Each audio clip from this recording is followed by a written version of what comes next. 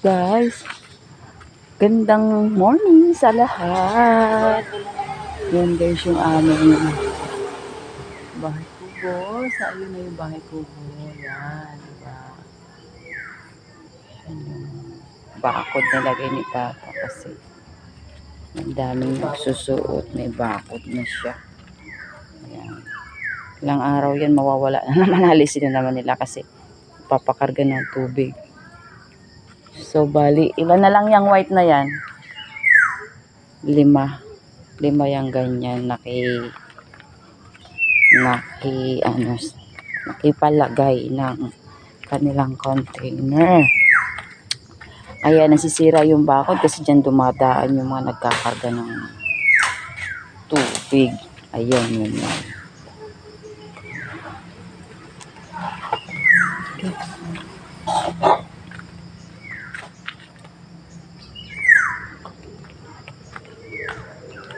Ito sa ating ayan, daming mangga guys. Ito ang puno ng langka na hindi kami nakaka-harvest. Nahihingi ng mga dumadaan. Ayan, develop ha, walang bunga ang langka ha. Saan mo ako pagkukuhanin ang bunga ng langka? Ayan guys, ito yung sakop ng tinitirhan naming bahay kubo. Ayan, so ito napakatanda na ng puno na ito ng mangga. Mangga. Ayan guys. Dati nung may isa pa lang yung anak ko dito, mayroon ditong tindahan na maliit si mama.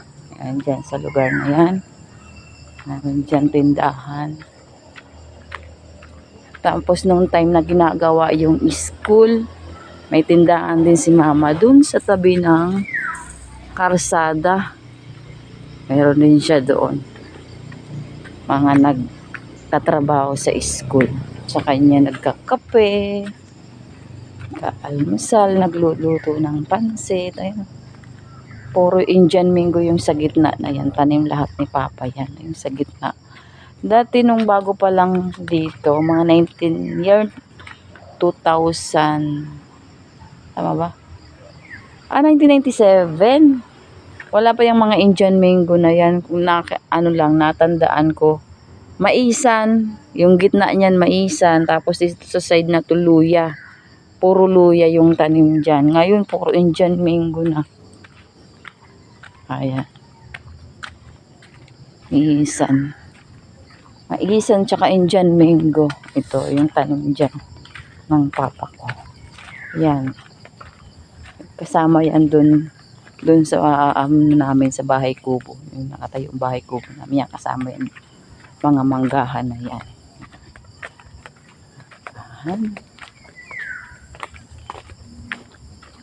Manggahan.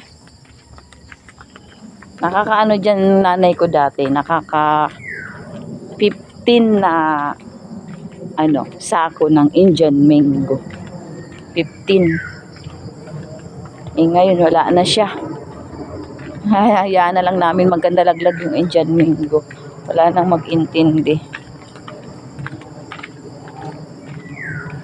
Siguro pag nag-stay na kami dito, ayan, ako na yung mag-angalakal, magtitinda sa bayan.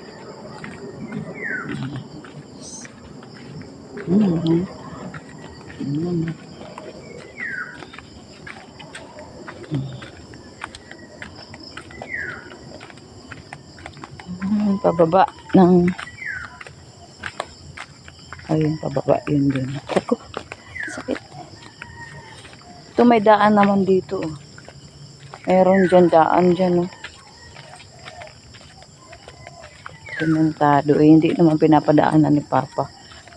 Ito, lalagyan namin to ng ng gate kahit yung kawayan. Ito dito. Kasi basta na lang yung may dadaan dito. Gusto ko meron siya ditong gate.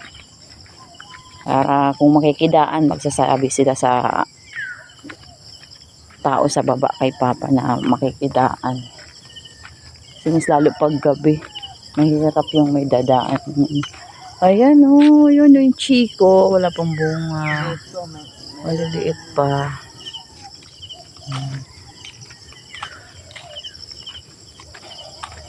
Ayan, dito tayo sa ating Papa.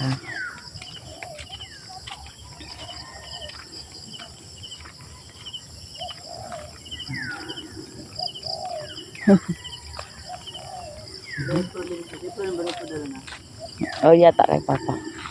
Dito kami kay Papa, mga kukuha kami ng mga bayad sa ilaw. Kuha tayong buko kahit isa lang, no? Isa, dalawa. Yun, kalamansi. Kalamansi. Ito ay lagundi naman to, lagundi. Ginagamot sa pag may ubo.